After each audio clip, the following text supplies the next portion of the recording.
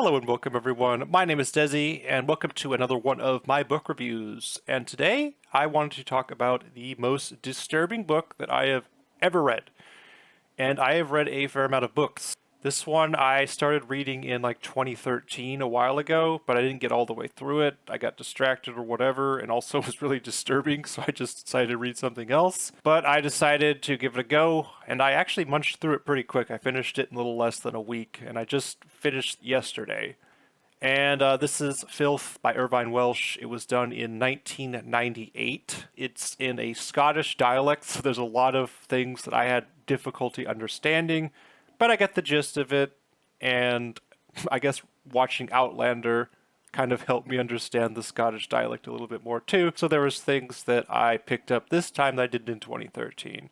But without further ado, let's get into it. This is a murder mystery that follows Detective Sergeant Bruce Robertson in his steady decline to his eventual demise. I will warn that there is a lot of disturbing things I'm going to talk about in this video because this is a very disturbing book. The story starts with a violent murder that was done to a young black man. I think he was like the son of a diplomat, so it's a big case. And it is a graphic POV that starts the book. Right off the bat, you're hit with some heavy stuff, like describing a murder. So, again, trigger warning going forward, because there's a lot in here. Bruce himself is an alcoholic who suffers from withdrawals. Like on the first POV chapter we get from him, he's getting the cold shakes. This is the day after the murder, and they're all in a room together. And by the way, this picture is based off of the film where James McAvoy or something like that, I'm probably saying it wrong, he portrays Bruce Robertson, and Bruce Robertson in the book is described as like a really unhealthy, sickly looking older man, whereas McAvoy is very attractive. I don't really have any book art from it. This isn't a widely read book like A Song of Ice and Fire where there's countless pieces of book art, or The Witcher, also is another good example. This is a relatively niche novel. I tried to find it at my library and I couldn't. I would have to drive to Seattle to get a copy of this, and so I had to get an audiobook. So, as I said before, he suffers from extremely poor hygiene. He does not wash his clothes, he has eczema, and he lives like a complete slob. And he is also drinking pretty much the entire story. I mean, there's very few times when he's actually sober, except in like the morning, and then he starts getting withdrawal. So Bruce is a severe alcoholic. As we progress into the story, we really get the impression that he's barely holding it together. He, aside from like having to hold down a job, which he doesn't do very well, he takes advantage of overtime system, and he's constantly just flaking off and doing corrupt things. He's not a very good cop at all. We learn why he's like that as we go on. But this is kind of an interesting progression, is where we start with Bruce probably in his best state, which is really bad, and he just keeps declining. We actually don't learn a whole lot about the murder because Bruce doesn't really do anything to solve the murder. He's just off doing his own thing. He doesn't really care. One of the other important factors in this is there's a deputy inspector promotion up online, and Bruce sees himself as being primed for this. He is an experienced detective, but he's also like a complete, like, barely functioning alcoholic at this point, and he also is completely negligent of his duties. In terms of his personality, he is a rampant misogynist. He actively talks down and abuses women, including his co-worker Amanda Drummond. He also gaslights them in order to get favors from them. And he actually has an active life that way. A steady flow of like prostitutes and other women that he is constantly engaging with. He also thinks poorly of pretty much everybody else but himself. In fact, he does think poorly of everybody else but himself. He's very egocentric. And it's very ironic considering he is in such a depraved, slob-like state. Like, we constantly get POVs from him that his flannels that he wears and the clothes that he wears haven't been washed, so he always is just stinking. And he has this eczema on his lower regions that is spreading. And it's very descriptive the way Welsh describes it, and it's very nasty and convincing. I know someone who's had eczema, and the way Welsh describes the progression of eczema is very accurate. And also Bruce doesn't like actively like take care of his hygiene either.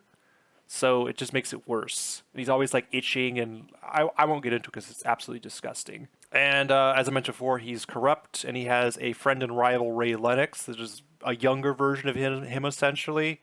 And they're constantly doing illicit drugs like benzos. I don't want to get shadow banned, so I'm gonna try to use terms that won't mess me up with the algorithm. He uses a white powder, a lot of white powder, stimulant. And we also learned that he doesn't really have any friends aside from Clifford Bladesy, who, although it is his real only friend, he's always trying to trick and fool and take advantage of Bladesy, and he actually secretly despises him on one hand, but we learn that he actually likes Bladesy on another because Bruce is so inconsistent. He is there's so many shades of this character. And I would say the only real protagonists are Amanda Drummond and Deputy Inspector Toll, who is Bruce's boss. And I really like the character of Amanda Drummond because she is, at this time, she's like a female character in a position of power, and she constantly has to assert herself. But she's actually really caring. She has a heart of gold. She is what a cop should be, and Bruce hates her for that. And also because she's a woman and he's a misogynist. And Deputy Inspector Toll is also a good character because he is good at his job. He's empathetic. He understands what's going on, and he's also privy to what's going on with Bruce, but he doesn't want to cause any morale issues. He knows Bruce's experience, so he puts him in a position to get this solved, but then Toll goes on to realize that there's something fishy going on with this whole situation. But of course, Bruce just thinks Toll's an idiot and wants his job. So this next section, I want to talk about POVs. There's 3 main POVs. There's one of Bruce, which is the one we get from the beginning. And then, I don't know, like a quarter of the way into the book, we get this POV from a tapeworm that Bruce gets from an undercooked meat and egg dish, some Scottish dish that I don't know how to pronounce. But like I said, Bruce lives like a slob, and he just eats, even though this thing's undercooked, he eats it anyway because he's drunk at the time, because he gets drunk every night when he gets home, and he ends up getting worms from it. And we start getting POVs from this worm, which is, I've never had a POV from a flippin' tapeworm. Yeah, this book is wild. The other POV is from Carol, who is Bruce's ex-wife, and initially it's kind of weird how we get Carol POVs. Well, actually, it's because he talks about Carol all the time. We learn that they're separated, but Bruce acts like Carol is still at home, and Carol's giving him free reign to do whatever he wants. But as we go on, we actually realize that Carol wants nothing to do with Bruce. So in terms of POVs as we progress, the tapeworm starts as just this thing that wants food. And it's kind of annoying, to be honest, especially with the audiobook, because there's like a sound effect that the audiobook reader does, where it's just like kind of like this windy, stomachy sort of thing where the tapeworm's talking from. He's just like, eat, eat, eat, eat, eat. And then all of a sudden the tapeworm starts to become cognizant of what's going on and becoming aware of Bruce's thoughts. And it eventually gets to the point where Bruce and the tapeworm become we, and Bruce starts referring himself as we. And the tapeworm at the end is almost like a superego sort of thing, and trying to convince Bruce to like take care of himself because the parasite needs his host to be healthy in order to survive. So it's like a codependency sort of thing. And of course, Carol, we start to get a little bit suspicious, especially when he goes to Amsterdam for his drug-induced vacation. We start to figure out that Carol actually isn't Carol, it's Bruce dressed in Carol's clothing. So that's the whole thing. And when you find that out, you're just like, wow. And I've watched the movie, so a lot of this I knew was coming, but there's a lot in the book that the book is way worse than the movie is. The movie is bad in terms of, I mean, the movie isn't bad objectively in terms of like enjoyment. It's a good movie, but the book is just so much darker. That's the word, darker. Again, this is him dressed as Carol from the movie. And I just wanted to talk about some of his acts of depravity, because you really sometimes get close to feeling bad for Bruce, but you can't. And you can't help but enjoy seeing him fall, at times, just because how bad it is. One of the first things he does is he makes a bust on a suspected, I think, gang member or member of the underground crime scene, some guy named Orkney or something like that. And he goes in and finds he's with a 15-year-old girl, which of course is illegal, and he blackmails this guy into giving him information to help solve the mystery of the crime or something like that. For the 15-year-old, it turns out she is the daughter of a prominent attorney who represents criminals. So he finds drugs with her, and he basically forces her to perform an act on him, and I'm not going to go into it because it's just disgusting. And yeah, ugh, I cringe thinking about it because like his eczema comes into play, and it's just I can't. It's disgusting. I hope I gave enough trigger warnings because I'm just not going to say any more on that. He constantly calls Bladesy's wife Bunty. He prank calls her essentially and affects an accent, and he just says horrible things to her. And of course, she tries to get Bladesy to do something about it, but Bladesy's just sort of a passive guy. And he eventually sets Bladesy up as the creep who keeps calling his wife. And this leads to them breaking up, and Bruce essentially ruins Bladesy's life. Even when they went to Amsterdam, he did some really shady. He like broke Bladesy's glasses and everything else. He's just constantly. On one hand, Bruce sees Bladesy as his only friend or his only mate, but on the other hand, he just despises Bladesy and sees him as weak, and he gets joy in like humiliating him. And as Bladesy leaves because his wife kicks him out, he goes and he sleeps with Bunty multiple times just to get at Bladesy. So that's some stuff. There is also a scene with a dog. It's in one of the deleted scenes of the movies where Bruce hires an escort to do a scene with a dog in it. Fortunately or unfortunately, whatever you've seen, the dog isn't interested in the escort. He is interested in Bruce, and he starts like going at his leg, his smelly flannels in his leg. It's probably because Bruce stinks so bad that the dog wants to like roll on him. But yeah, there's that. Thank God that didn't work out as planned. Also, Bruce is trying to sabotage his coworkers because there's a promotion up for grabs, and one of his coworkers he suspects is gay.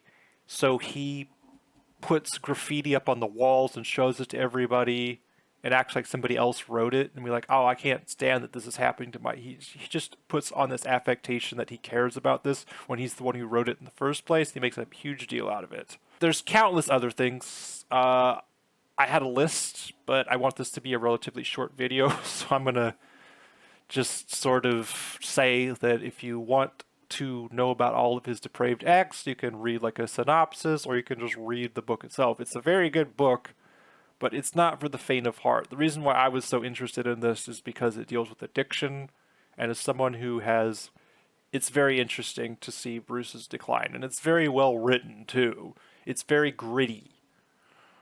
But yeah, Bruce just does tons of horrible things, and he has almost no redeeming qualities.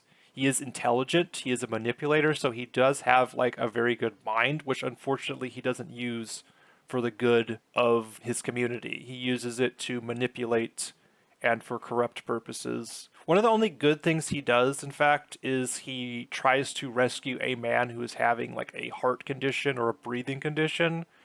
He fails, but he does such an admirable job that his wife and son continue to visit him throughout the story. And it's very ironic because they call him a good man, and he kind of tries to put on the facade that he's good for them, and it really messes with his head because he knows he's bad. He knows he's filth, which we'll get into later.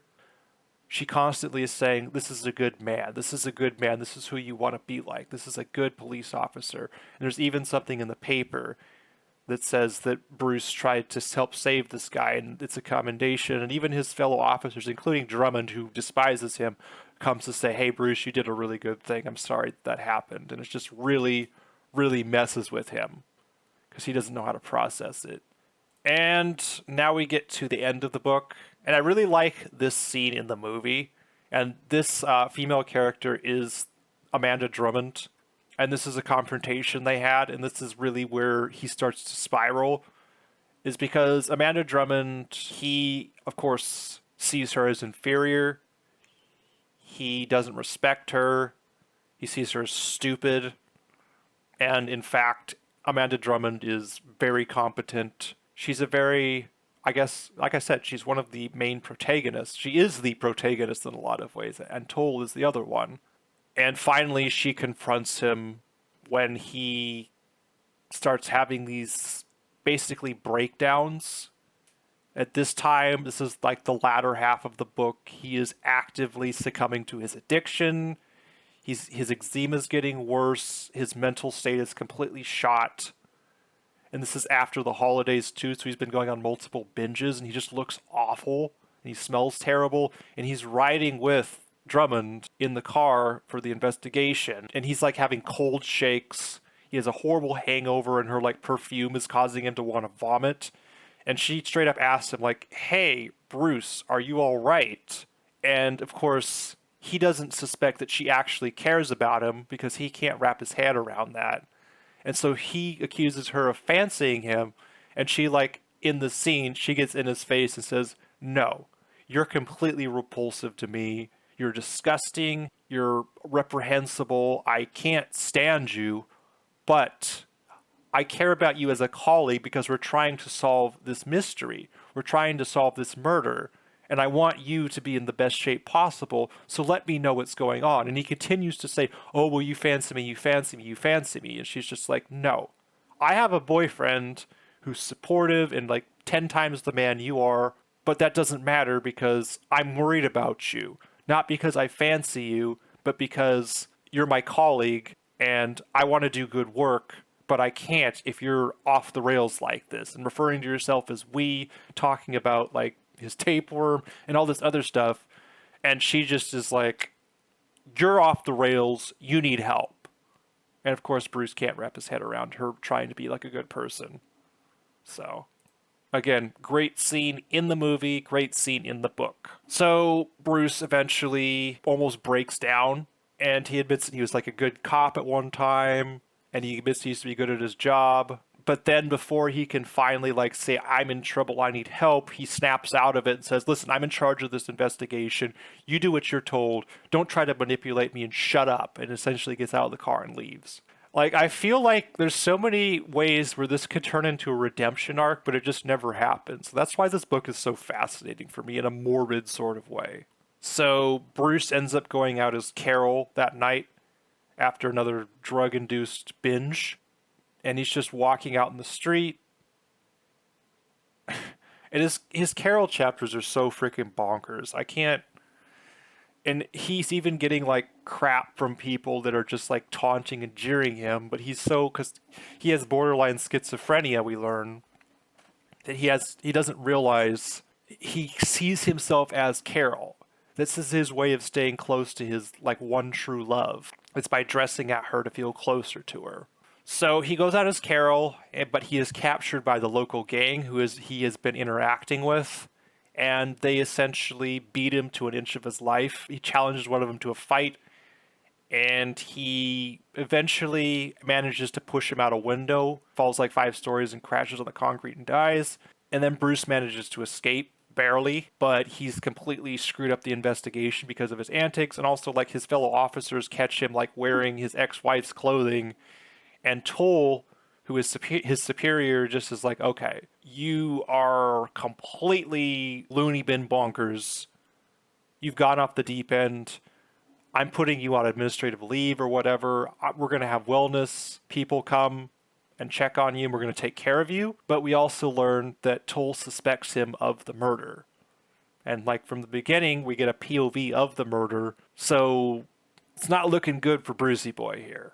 Toll is like an aspiring film writer.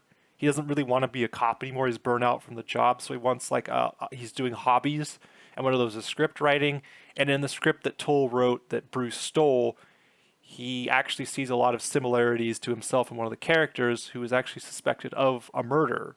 But Bruce doesn't want to think about that, so he burns the manuscript. But when Toll visited him, he said, "I wrote this manuscript based off this character who I suspected of being the murderer," and Toll subtly implies that he suspects Bruce of being the murderer. It's very imminent that Toll is going to find out and piece this together. His friend Ray Lennox, Ray Lennox, who's like a younger version, a protege of Bruce's, ends up getting the deputy inspector promotion and comes in essentially to rub it in Bruce's face when Bruce is at home recovering. And this is where Toll's visit and Lennox's visit, we see that Bruce lives in absolute filth. Like, he has like old beer cans, pizza boxes. He has like even like dried vomit in the corner of his room. So he just lives in absolute slob-like conditions. And that's why his clothes, he doesn't even bother to wash his clothes. When he needs new clothes, he just buys them. As we progress, Bruce just becomes more and more despondent as he realizes he's lost this promotion, which was sort of his way to get out.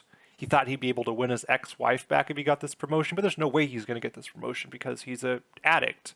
And the tapeworm keeps bringing up repressed memories because the tapeworm at this point has become sentient. He makes him remember that Bruce's dad was verbally and emotionally abusive towards him.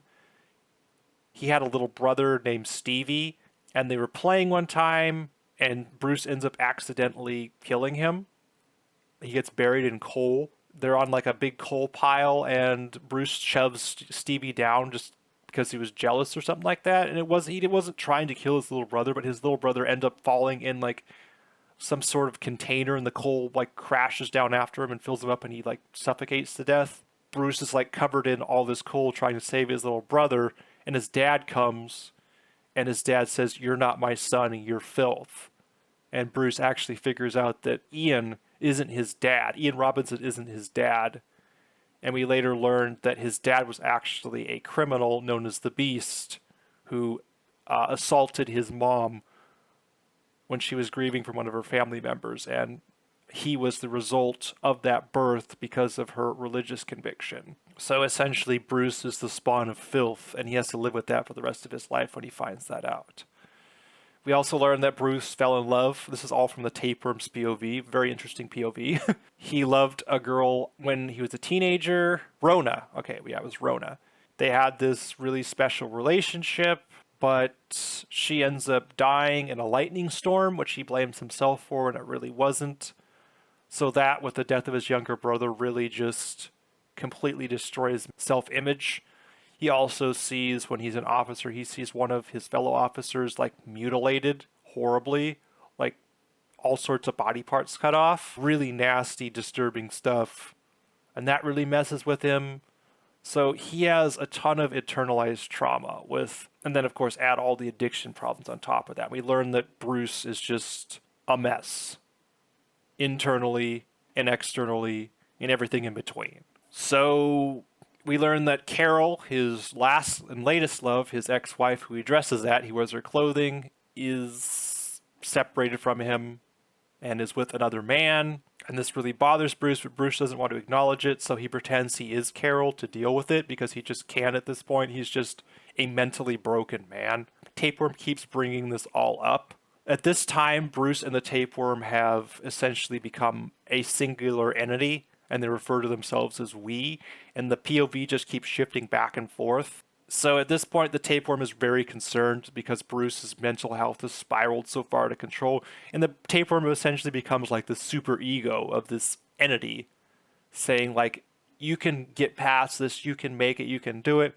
And Bruce, especially with Toll narrowing in on him, just is like, okay, I'm done. And with all this trauma and the addiction, Bruce is like, my life is over, essentially. So he calls his ex-wife and says, I want to give my daughter a present. And he suspects that it's just going to be her who shows up. So he prepares to essentially end his existence.